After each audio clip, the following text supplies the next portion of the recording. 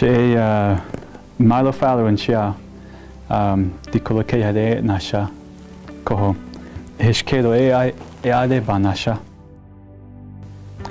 Well, I was born just a little bit north of the Navajo Nation capital, a place called Fort Defiance, and when I was about 3 years old, we moved out to this side of the reservation. We're on the very northwestern side of the Navajo reservation, and we grew up really somewhat out in the middle of nowhere, which for many of us was probably one of the best places a young adventurous person could grow up.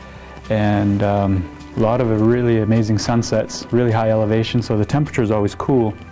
So I got into photography primarily because a lot of the places I've always been around and accustomed to visiting, like this really really wonderful location here, really nice and quiet, far from traffic and the concrete jungle. And so I just really enjoyed my time out in the middle of nowhere, sometimes with my horses, with my truck, and then there was a few times where I just saw some of the most amazing sunsets, and a lot of these formations are just very interesting and very intricate of how things were created. And so I picked up photography about in high school. I had some interest in it, didn't really take it seriously, just decided to run around with the camera, and it wasn't until about 10 years ago that I picked up my first real big camera.